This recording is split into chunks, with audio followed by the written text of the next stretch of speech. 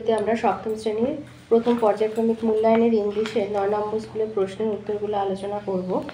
তো একের দাগে আছে দিয়েছে রিডল থেকে দিয়েছে, বলছে দ্য কিং অফ কিংস, রাজার রাজা এম্পায়ার আকবর, সম্রাট Akbar who ruled over India, ভারতে শাসন করতেন, was a great lover of art, science, literature and music. তিনি শিল্প, বিজ্ঞান, সাহিত্য এবং সঙ্গীতের একজন খুব প্রিয় আর কি, মানে প্রেমী ছিলেন আর কি, ভালোবাসা ছিল তার, এই সমস্ত বিষয়ের প্রতি তার গভীর ভালোবাসা ছিল। ওয়ান ডে, একদিন, অন এ ফাইন মর্নিং, একদিন একটি সুন্দর সকালে, he was walking in his vast garden, তার বিশাল বাগানে হাঁটছিলেন। His garden was lined with trees that produced the tastiest and juiciest fruits in the whole kingdom. তার বাগানে তার রাজ্যের সব থেকে সুস্বাদু এবং রসালো ফল হতো। There were flowers of all shapes and sizes in his garden, তার বাগানে ছিল নানা আকার আকৃতির ফুল। He had his most trusted and favourite minister Birbal with him, তার সাথে ছিল তার সবচেয়ে বিশ্বাসী এবং প্রিয় মন্ত্রী বীরবল।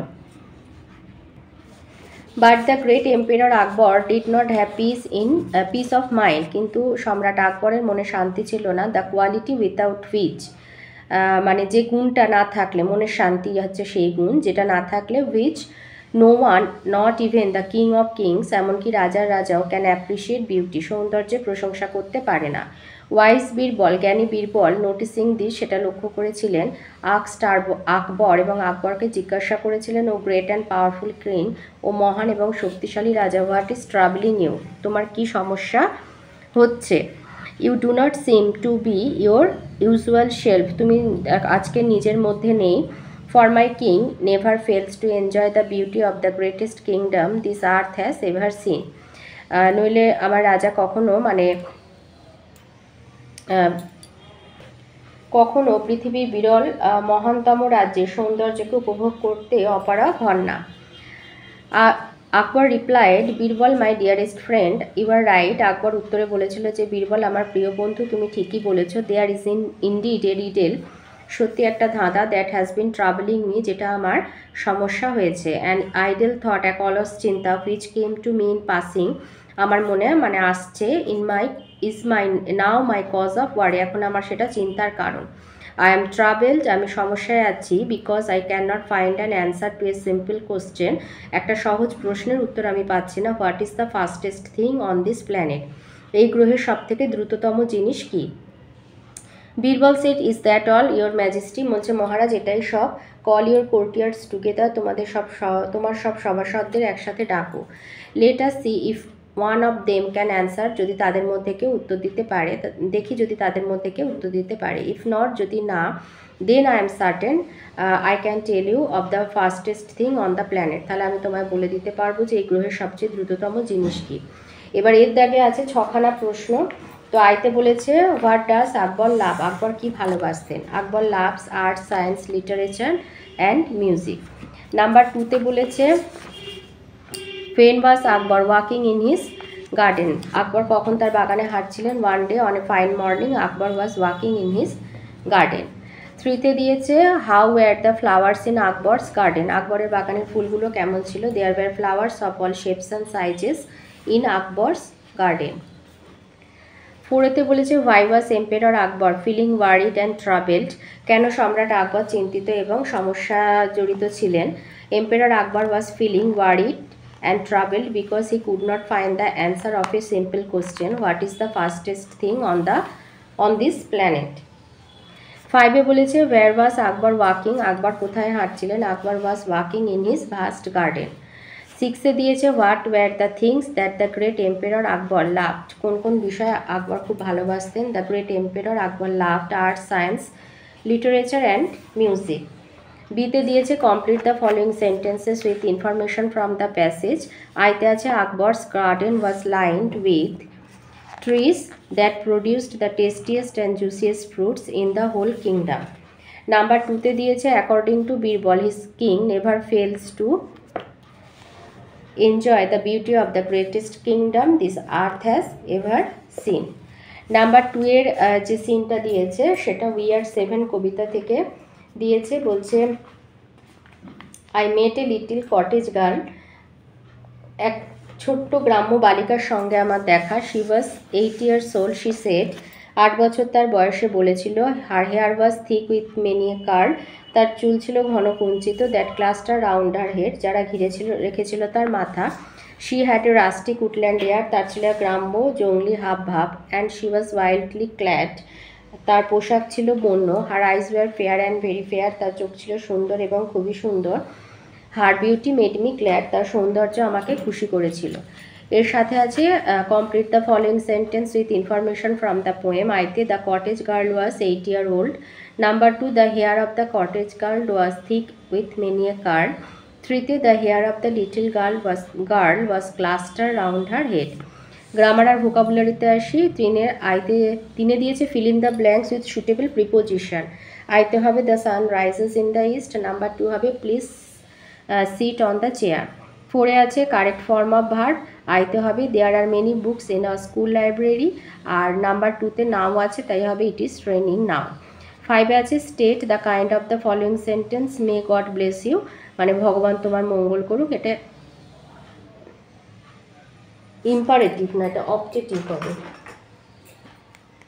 ইচ্ছা বা প্রার্থনামূলক, এটা ভুল হয়েছে, এটা ইম্পারেটিভ নয়, objective.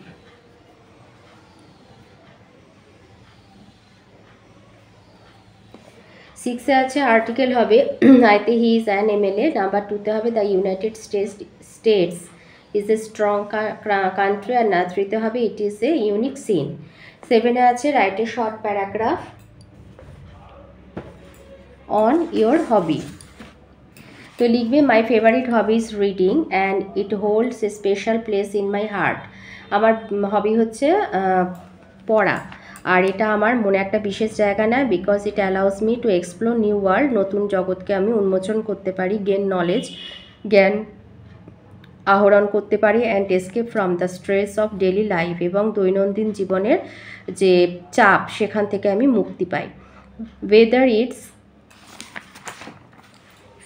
Fiction or non fiction or poetry, সে মানে যে ধরনেরই গল্প হোক আর কবিতা। I love how books transport me to different times, places and perspective. The quiet moment spent with a book, মানে কিছু নিঃশব্দ মুহূর্ত বইয়ের সাথে কাটানো। In hand feel both relaxing and enriching, making reading my go to activity whenever I have free time. তো আমার মানে রিল্যাক্সও করায়, আবার আমাকে সমৃদ্ধও করে। আর আমি যখনই অবসর সময় পাই তখনই আমি পড়াশোনা করি। It's not just hobby but a way to continuously learn and grow. এটা সবসময় কিছু শেখা যায় এবং নিজেকে সমৃদ্ধ করা যায়। অরেতে আছে বিদ্যাসাগরের ওপরে একটা প্যারাগ্রাফ দিয়েছে। Ishwarchandra Bandyopadhyay, popularly known as Vidyasagar, was born on 26 September 1820 in Birsingho, West Bengal, to Thakurdas Bandyopadhyay and Bhagavati Devi. He began his early education at a village Pathshala and later joined Sanskrit College in Kolkata, where his exceptional intellect earned him the title Vidyasagar, meaning ocean of knowledge. A prolific writer and scholar, he made significant contribution to Bengali literature, simplifying and modernizing the language. Vidyasagar was a স্টাঞ্চ মানে কট্টর আর কি, advocate মানে সমর্থক ছিলেন of social reform, সামাজিক সংস্কারের। Particularly in promoting women's education and widow remarriage, which lead to the passing of the widow remarriage act in 1856। 1856-তে বিধবা আইন প্রচলন করতে বাধ্য হয় আর কি। Renowned for his kindness and honesty and wisdom, he was deeply respected by all. He passed away on 29 July 1891, leaving behind a legacy of enlightenment মানে জ্ঞান দান and social progress, সামাজিক উন্নতি।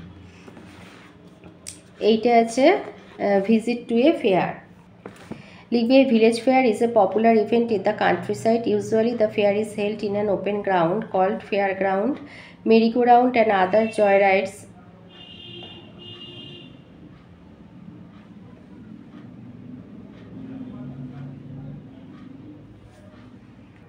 আচ্ছা, ওটা লেখার দরকার নেই, এটা লিখবে যে last month a fair was held in our village on the occasion of an annual bird show. People gathered to see various kind of birds which were kept on display. It filled my heart with joy to see so many beautiful birds at a single place. Items of public interest like bangles, dolls, toys, etc. were sold. There was a merry-go-round and a shop to shoot balloons with a gun for kids. Delicious jalebis, ghugni, fuchka were eaten by people. The one thing that fascinates me the most about a fair is to get a chance to drink tea from an earthen cup.